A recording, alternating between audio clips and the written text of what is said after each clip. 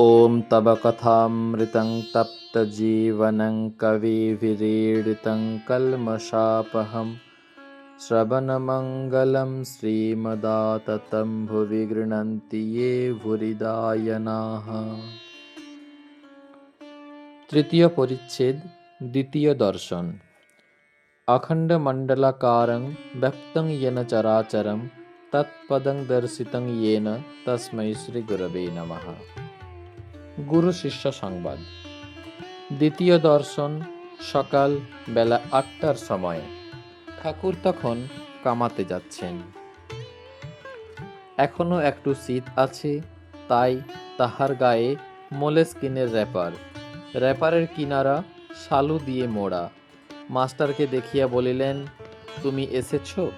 আচ্ছা, এখানে বসো। একথা দক্ষিণ পূর্ব বারান্দায় হইতেছিল। নাপিত উপস্থিত। সেই বারান্দায় ঠাকুর কামাইতে বসিলেন ও মাঝে মাঝে মাস্টারের সহিত কথা কহিতে লাগিলেন। গায়ে ঐরূপ র্যাপার, পায়ে চটি জুতা, সহাস্য বদন। কথা কহিবার সময় কেবল একটু তোতলা। শ্রীরামকৃষ্ণ মাস্টারের প্রতি, হ্যাঁ গা, তোমার বাড়ি কোথায়? মাস্টার, আজ্ঞা কলিকাতায়। শ্রীরামকৃষ্ণ, এখানে কোথায় এসেছ? মাস্টার, এখানে বরাহনগরে বড় দিদির বাড়ি আসিয়াছি, ঈশান কবিরাজের বাটি। শ্রীরামকৃষ্ণ, ও ঈশানের বাড়ি? শ্রীরামকৃষ্ণ, হ্যাঁ গা, কেশব কেমন আছে? বড় অসুখ হয়েছিল। মাস্টার, আমিও শুনেছিলাম বটে, এখন বোধহয় ভালো আছেন।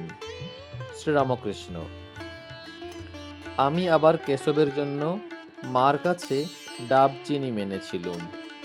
শেষ রাত্রে ঘুম ভেঙে যেত আর মার কাছে কাঁদতুম, বলতুম, মা, কেশবের অসুখ ভালো করে দাও। কেশব না থাকলে আমি কলকাতায় গেলে কার সঙ্গে কথা কব? তাই ডাব চিনি মেনেছিলুম। হ্যাঁ গা, কুক সাহেব নাকি একজন এসেছে, সে নাকি লেকচার দিচ্ছে।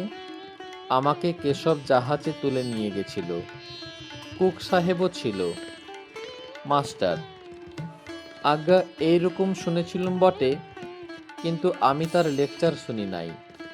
আমি তার বিষয় বিশেষ জানি না। শ্রীরামকৃষ্ণ, প্রতাপের ভাই এসেছিল, এখানে কয়দিন ছিল।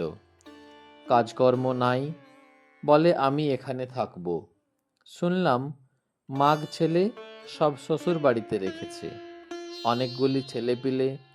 আমি বকলুম, দেখো দেখি, ছেলেপিলে হয়েছে, তাদের কি আবার ওপাড়ার লোক এসে খাওয়াবে দাওয়াবে, মানুষ করবে? লজ্জা করে না যে মাগ ছেলেদের আরেকজন খাওয়াচ্ছে আর তাদের শ্বশুরবাড়ি ফেলে রেখেছে? অনেক বকলুম আর কাজকর্ম খুঁজে নিতে বললুম, তবে এখান থেকে যেতে চায়। ওং নিরঞ্জনং নিত্যমনন্তরূপং ভক্তানুকম্পাধৃতবিগ্রহং বৈ ঈশাবতারং পরমেশমিড্ডং তং রামকৃষ্ণং শিরসা নমামহ।